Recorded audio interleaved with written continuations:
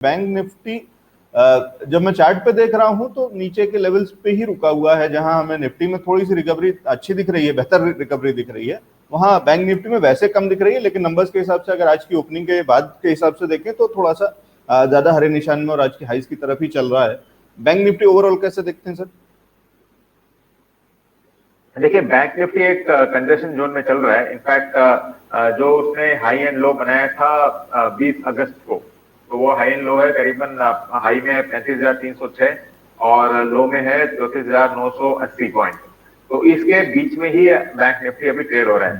तो यहाँ पे कोई भी अपर साइड में, मुझे लग रहा है कि अपर साइड में ब्रेकआउट दे सकता है। तो ये अगर 35,306 अगर ब्रेक करता है तो ये बाई जोन में आ जाएगा। तो इस पे बाई के लिए आप तैयार रहिएगा। ये बहुत ज्यादा दूर नहीं है, इनफैक्ट खाली करीबन 81 पॉइंट दूर है। आपने बोलते बोलते 303 पे आ गया जी। 306 भी है तो ये अगर 306 307 हो गया, 310 का हाई लगा चुका है, 308। तो ये देखो, ये ब्रेकआउट दे दिया है, दे दिया है सर। 18 19 23 323। हाँ 18 अभी 23 नहीं 23 हाई लगा चुका है सर। 23 ठीक है, 323 85 का। तो ये ब्रेकआउट दे रहा है। तो इस पे आप बाई दिमाग में रखो और ये बाई करने का ही मौका रहेगा। और इसमें थोड़ा बहुत अगर लॉन्गर टर्म स्टॉप लॉस आपको लगाना हो तो ये 34,670 पॉइंट पे ये स्टॉप लॉस रहेगा इसका। तो इसको आप ले सकते हो। ये ब्रेकआउट दिया है, 23 वापस आ गया है। ठीक है, इसमें सर इसी लेवल्स पे अभी करंट लेवल्स पे एंट्री कर लेनी चाहिए बैंक निफ्टी में? बैंक निफ्टी पे ये करंट लेवल्स पे एंट्री कर सकते हो। जो स्टॉप लॉस दिया है वो तो वैलिड रहेगा। और ये जो कंजेशन जोन है काफी दिनों के बाद इसने तोड़ा है। तो 20 तारीख आज 24 हुआ है, 3 दिन के बाद अगर तोड़ा है तो मेरे हिसाब से इसको आप बाई कर सकते हो। ठीक है, और आगे टारगेट कहां तक देख रहे हैं सर? 35,600 तक या उससे कुछ कम? इसका रहेगा करीबन 35,600 तक, बराबर है। 35,600 आपको और मेरा चार्ट दोनों मिल रहा है 35,600। ठीक है, इंटरेस्टिंग। तो एकदम सही समय पे सही चीज हम देख रहे हैं। और उसके अंदर में विवेक जी कह रहे हैं कि यहाँ पे बैंक निफ्टी के अंदर में एंट्री है और ये ब्रेकआउट दे रहा है। और अगर बैंक निफ्टी ऊपर चलता है तो सर क्या, अगर मैं ये भी एक चीज कोशिश करूं समझने की कि अगर बैंक निफ्टी सपोर्ट देना शुरू कर दे तो निफ्टी तो बहुत आसानी से संभल जाएगा। वो रुकाई या कमजोरी उसके अंदर में अगर कुछ है मेजरली तो वो बैंक निफ्टी की वजह से है, और उसका सपोर्ट आ गया तो फिर पार हो गए हम। तो यही हो रहा है। इनफैक्ट जो मैंने स्टार्टिंग में शुरुआत में कहा था कि अब कुछ दिनों के फॉल के बाद, गिरावट के बाद अभी इंडेक्सेस संभलने की कोशिश में लगे हुए हैं। और मेरे हिसाब से तो in fact mid and small caps भी संभलने में लगे हुए हैं। आज काफी मिड एंड स्मॉल कैप्स आप अगर देखो तो रिकवरी देने की कोशिश में है। हाँ, जो फंडामेंटली वीक काउंटर्स है वो अभी भी लोअर सर्किट में, मेरे स्क्रीन में काफी स्टॉक्स ऐसे हैं जो लोअर सर्किट में अभी भी दिखा रहे हैं, तो वो फंडामेंटली भी वीक है। तो लेकिन जो गुड क्वालिटी स्मॉल कैप है, गुड क्वालिटी मिड कैप है, वो सारे स्टॉक्स आपको रिकवरी देने की कोशिश में लगे हुए हैं। तो I think Nifty, bank Nifty दोनों संभलेगा यहाँ पे।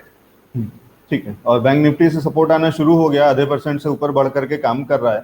और उसके चलते कहीं ना कहीं एक 1/4% निफ्टी में भी ग्रोथ है और वापस से एक रिकवरी जैसा ट्रेंड दिखने लग गया है आज के उस पे।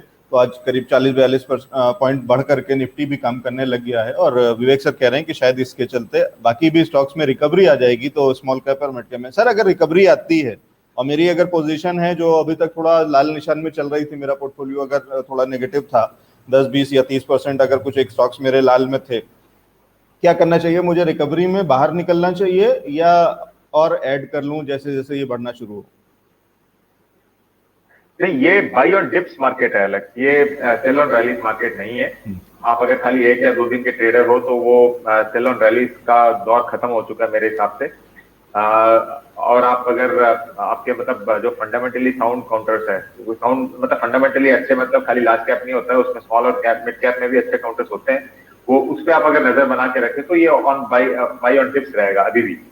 तो ये मार्केट यहाँ पे संभलेगा। ग्लोबल मार्केट स्ट्रांग है अभी भी। और जो पिछले हफ्ते मार्केट में एक डर चल रहा था कि फेड लिक्विडिटी वापस कटआउट करेगा क्या, क्योंकि फेड ने ये नहीं बोला था कि हम लोग इजी मॉनेटरी पॉलिसी कब तक रखेंगे। तो मेरे हिसाब से जिस हिसाब से वहां पे कोविड केसेस वगैरह बढ़ रहे हैं, पर्टिकुलरली यूएस में, फेड कुछ नहीं करेगा। तो ये इजी लिक्विडिटी सिचुएशन वैलिड रहेगी, आगे भी चलेगी 1-2 साल के लिए। और जब तक ये चलता है मार्केट को कोई डर नहीं है। ठीक है, तो फेड की लिक्विडिटी के बैसाखी के सहारे बाजार आगे बढ़ते हुए और उसमें बस, लेकिन सर मैं सिर्फ एक बार फिर से उसी सवाल पे आ रहा हूँ, सिर्फ ये समझना चाह रहा हूँ कि पिछले हफ्ते अगर मेरा पोर्टफोलियो लाल निशान में था तो मैं बस ये कोशिश कर रहा था कि अब ये थोड़ा चिंता का विषय हो रहा है और बहुत सारे लोग बहुत समय से correction correction correction overbought oversold type की बातें कर रहे हैं, और कहीं कह रहे हैं कि 500 600 800 1000 पॉइंट्स का करेक्शन आ सकता है। उस तरीके की कई जगह अलग अलग जगह अगर सुनते हैं तो सुनने को ऐसी लाइनें मिल जाती हैं। तो उसके चलते हो सकता है मैंने ये सोचा हुआ हो कि अगर वापस से मेरा भाव भी मिल जाता है तो मैं निकल जाता हूँ, मैं ये रिस्क नहीं लूंगा। मेरा स्मॉल कैप मिड कैप मेरे जो स्टॉक्स हैं वो तो 15 20 30% नीचे जा रहे हैं। मैं जैसे ही मेरा भाव मिलता है, अगर मेरा बाइंग प्राइस भी आ जाता है तो मैं बाहर निकल जाऊंगा। तो क्या मुझे वो करना चाहिए या नहीं करना चाहिए? मैं बना रहा हूँ और उसके बाद मैं प्रॉफिट देखना शुरू कर दूंगा।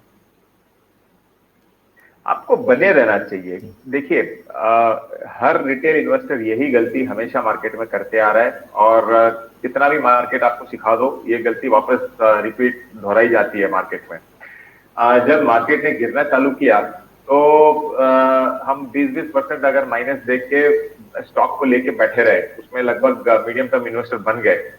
और जब आपकी रेट वापस आ जाती है, इमीडिएटली निकलने का जरूरत नहीं है, क्योंकि आपकी रेट कब आएगी? जब मार्केट संभलेगा और वापस रिकवरी मोड में जाएगा, तो आप बेचोगे, उसके बाद में स्टॉक्स ऊपर जाने वाले हैं और फिर आप ऊपर के भाव में वापस लेने वाले हो।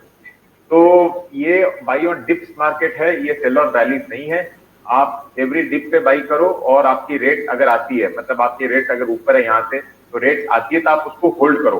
बस एक चीज देख लो कि जो आपने स्टॉक लिया था वो क्वालिटी मिड कैप या स्मॉल कैप है या नहीं, क्योंकि अगर क्वालिटी नहीं है तो आपको निकलना चाहिए। और अगर अच्छी कंपनी है, ठीक ठाक कंपनी है, मैनेजमेंट अच्छा है, फिर वो उसका कैप मैटर नहीं करता है, स्मॉल कैप हो या लार्ज कैप हो, वो आपको रिकवरी दे देगा।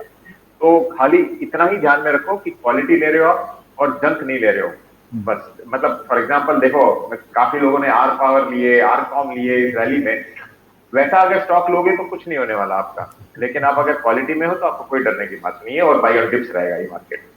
ठीक है, अब वो क्वालिटी कंट्रोल चेक करना थोड़ा मुश्किल काम भी हो सकता है, क्योंकि आपने ही अभी जो एग्जांपल दी है, मेरे लिए या किसी के लिए हो सकता है कि वो बड़े नाम है और मैं मान के चलता हूं कि अगर आर लगा हुआ है तो ये क्वालिटी है। लेकिन आप कह रहे हैं कि आर से क्वालिटी नहीं आती है, क्वालिटी और बहुत चीजें हैं, उसकी किताबों को अंदर जाकर के झांकना पड़ेगा, उसके अंदर में क्या किस तरीके का डेट है, किस तरीके का बिजनेस है। तो एक चीज केवल एक ब्रांड वैल्यू या ब्रांड नाम को क्वालिटी ना मान लें, तो ये भी एक मिथ है कि हम बड़ा ब्रांड मान करके उसको समझ लें और बड़ा ब्रांड का केवल नाम लगा इसलिए समझ लें कि स्टॉक भी क्वालिटी है। तो ये विवेक सर कह रहे हैं कि क्वालिटी के लिए और डीप में जाना पड़ेगा। उसमें सर आपकी हमारी मदद चाहिए होगी कि क्वालिटी स्टॉक्स कौन से हैं, और सवाल हमारे दर्शक पूछते रहेंगे कि कौन सा स्टॉक है, और आप उस पर बता दीजिएगा कि क्वालिटी है या नहीं है। क्वालिटी कंट्रोल पर हम बात कर लेंगे। ठीक है, बहुत सारे दर्शक हमारे जुड़ गए हैं, सबका स्वागत कर लेते हैं। मुकेश आनंद जी हमारे साथ में हैं, शिवा राम कुमार जी हैं, श्रेयसी गुप्ता जी स्वागत है, वीना जी स्वागत है, किटू मल्होत्रा जी फेसबुक के माध्यम से जुड़ी हैं, सीए दीपक मल्होत्रा जी आ गए हैं, दर्शन शाह जी हैं। दर्शन शाह जी, आपका पावर सेक्टर का सवाल अभी ले लेता हूँ। विनोद गोगिया जी भी फेसबुक के माध्यम से जुड़े हैं, और ठीक है, ललित मेहता जी हैं, गुड मॉर्निंग लिली जी। डाबर का सवाल अभी आपका ले लेता हूँ सर। विनोद जी, सन गोगिया सन टीवी पे भी अभी ले लेता हूँ, सॉरी। क्षितिज महाजन जी, जयेश जी, राजीव सावल जी, बहुत सारे नए दर्शक भी मुझे दिख रहे हैं, उन सबका स्वागत है। किटी मल्होत्रा जी हैं हमारे साथ में, विशाल अग्रवाल जी हैं। ठीक है, सबके सवाल लेना शुरू करूं उससे पहले विवेक सर से बस समझ लेता हूं, सर आज के बाजार में अभी क्या कर रहे हैं? अपने बैंक निफ्टी तो एक अच्छी चीज पे, अच्छे लेवल्स पे आपने हमें बता दिया था, दिखा दिया था, और वो वहां से एक अच्छा रनअप देखने को मिल रहा है। इसके अलावा क्या करना है सर? इसके अलावा आप इंडिविजुअल स्टॉक्स पे फोकस करो, क्योंकि मैं ज्यादा तवज्जो नहीं देता हूँ बैंक निफ्टी या निफ्टी के रैलीज पे। मुझे चाहिए इंडिविजुअल कंपनीज जो अच्छा करने वाली है। तो आप सवाल जवाब लीजिए, उसमें काफी आ जाएंगे वैसे स्टॉक।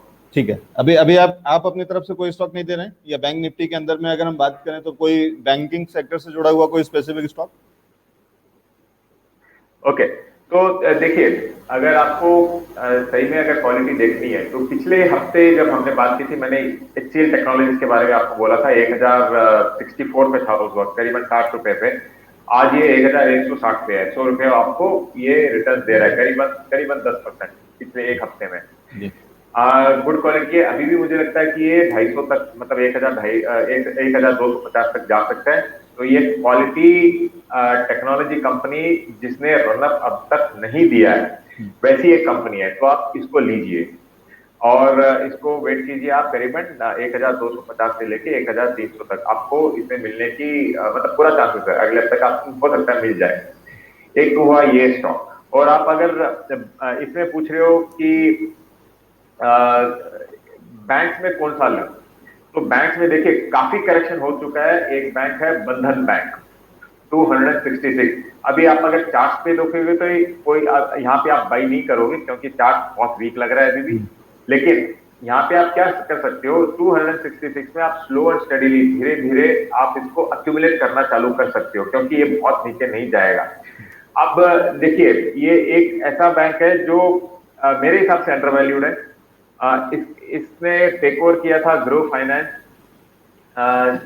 तो ये सारा इसको आगे चल के बेनिफिट मिलेगा। तो आप अगर यहाँ पे एक्यूमुलेट करते हो धीरे धीरे आपको 300 तक वापस दाम मिल सकता है। तो वापस मैं करीबन 10% की बात कर रहा हूँ यहाँ से।